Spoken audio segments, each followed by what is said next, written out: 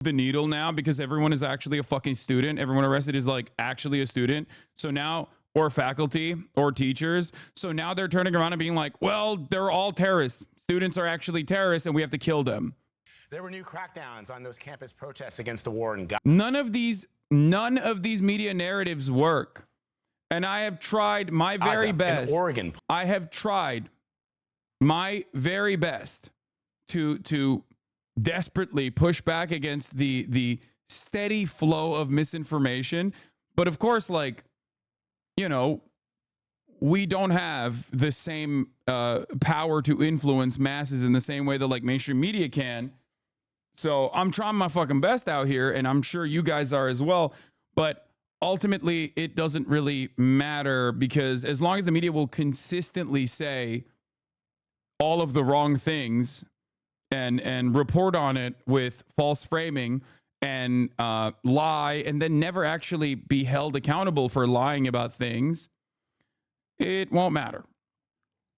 All right, let's continue. Police cleared an occupied library at Portland State University. New video shows damage inside the... Like, I don't care about the vandalism on the walls and stuff, too, by the way. Like, I just want everybody to understand. Like, I know that there's probably not a lot of people that have... Probably the reason why not a lot of people have come in here to yell at me about, like, how I'm defending unconscionable things, such as vandalism or whatever, is because like the students have been following the rule of law almost to a T, but you know, regardless, like these nonviolent rules being broken in nonviolent ways, I don't care about at all. They use property damage to scare capital owners who usually don't give much of a shit. Yeah, exactly. Building, including graffiti. Earlier, President Biden had some sharp criticism of the demonstrations just hours after officers cleared a protest camp at UCLA. Jonathan Vigliotti is there for us today. Jonathan, good morning. And good morning to you, Vlad. It's hard to believe that just 24 hours ago, you had this chaotic standoff. Seems like a losing battle. It's not. Because you want to know why it's not a losing battle? And I've said this already. One, just because something seems like a losing battle, if you know you're on the right side of history, should not cause you to falter, should not cause you to stop, should not cause you to go, seems like we're losing, so who gives a shit? You're talking to a fucking 10-year loser. Since the beginning of my professional career as a political commentator, I've been on the losing side of every single fucking conversation, nonstop. That's what being a leftist is about in many instances. Is about being on the right side of history, but taking L's for being on the right side of history just too early, okay? It doesn't matter. You should not stop. You shouldn't stop. You mustn't stop. You must continue because your cause is just. There's always going to be naysayers throughout this entire process. And yet, as far as like this iteration goes, this round of conversations goes, for years and years, I've talked about Palestinian emancipation, and I have never seen this level of support in the Western world in any demographic. Many people could have given up. Many people who have been talking about this stuff for years and years could have given up. And they should have. But slowly but surely, we are now at a tipping point, basically, where there is mass mobilization occurring in the Western world against Israel's actions. So ultimately, it doesn't matter. You're not doing it for immediate gratification. You're doing this for the next generation. You're doing this because it's the right thing to do. You're doing this because there's power in solidarity. There's strength in numbers. You're not doing it so that people give you brownie points, that people go, oh, you're a cool guy. Oh, you're on the right side of history. That's not the reason why you do it. You do it because it is right. Yeah, this is only the beginning. I love these arguments. It's only the beginning. The Vietnam protest started in 1963. The war ended 10 years later. Yeah, it takes a long fucking time. The only reason why you feel like there is not much to hope, there's not much momentum for hope here, is because you might be a little new to this process, no disrespect, right? And you might be a little new to like being a progressive person in a country like the United States of America. You just have to remember that your cause is just. If you truly believe in emancipation for all peoples, then you're doing the right thing. Before you know it, you arrive over the course of 10 years, you arrive at a situation unlike anything you've ever experienced before. I'm telling you, the reason why I always feel hopeful despite seeing so much violence every day, especially as it pertains to Palestine and Palestinian emancipation, is because I've never felt more like there are people out here on this side than this very moment. And tomorrow there will be even more people. And the day after, the movement will continue to grow. Unfolding behind me this morning, the chancellor now facing calls to step down after making the decision to call in law enforcement. Across the country, campuses are struggling to support free speech while protecting students and staff. Yeah, no, they're not. They are actually hurting students and staff in an effort to also suppress their free speech. That is precisely what's going on. Protesters with makeshift armor ran from the Portland State University library into dozens of police surrounding. There has never been a single moment throughout American history, throughout history at all, where the things that we take for granted, such as the weekend, for example, which we celebrate every Friday, that's why the vibes are immaculate on Fridays. There's never been a single instance where rights and civil liberties were just simply given to everyone because those who control all of the power decided that they were going to be gracious, that they were going to be magnanimous. It has never happened that way. Every single thing that you take for granted now that is enshrined in the Constitution or rights or even social safety nets, every single one of those things were fought for. Okay? Oftentimes in infinitely more violent ways, by the way.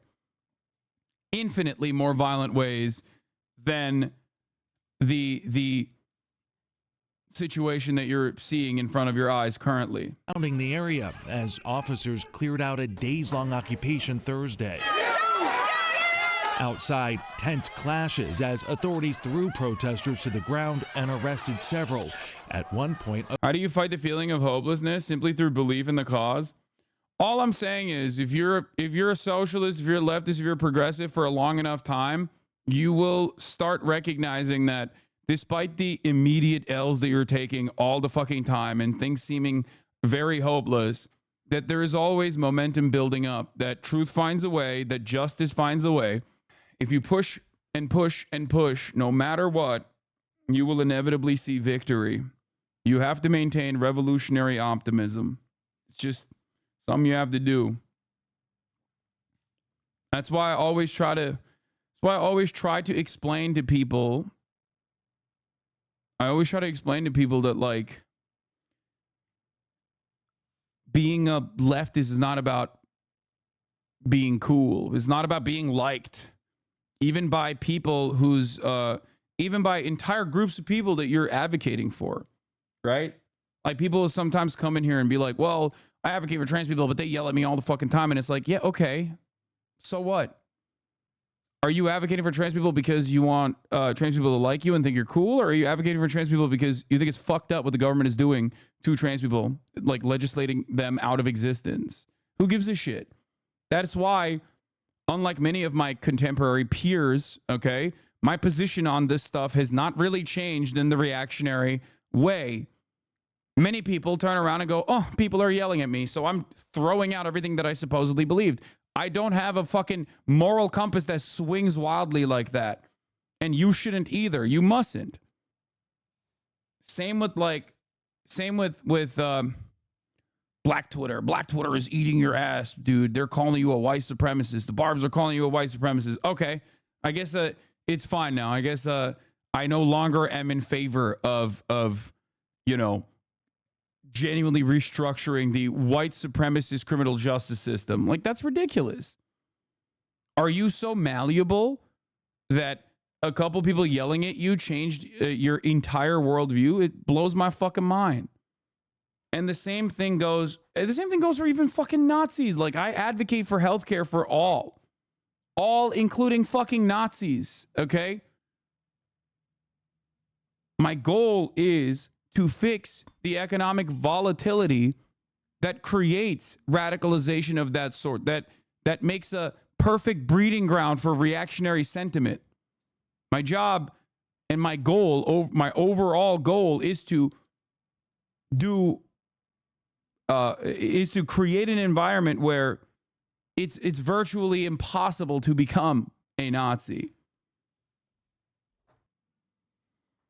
Anyway, let's continue. A car drove into a group who pelted it with objects before the driver sprayed something out the window and ran away. Cleanup is underway on UCLA's campus after chaos erupted early Thursday when officers in riot gear tore down the protester encampment. They were shooting flash grenades over the heads of these students. Associate Professor Graham Blair was among the 210 people arrested.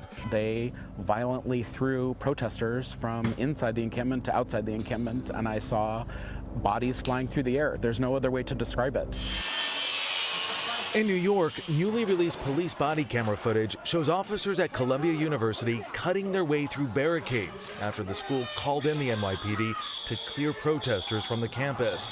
The NYPD tells CBS News that during that sweep, an officer accidentally fired their gun inside the hall Tuesday, but no one was injured. When nonviolent protest is met with violent repression, it really does move public opinion and even voting behavior. Except for the fact that mainstream media, except for this coverage, is doing its darndest to make this seem like the protest was violent in and of itself and needed violent retaliation from the state. For the record, should we be concerned that the professors who are taking on the greatest risk of being beaten and arrested seem to be mostly historians? Yeah, it is very odd. It is very odd.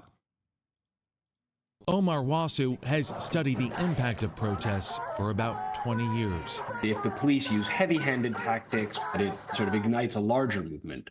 At the same time, when protesters are perceived to use extreme tactics, that can lead to both disapproval and legitimize the more forceful response by the police.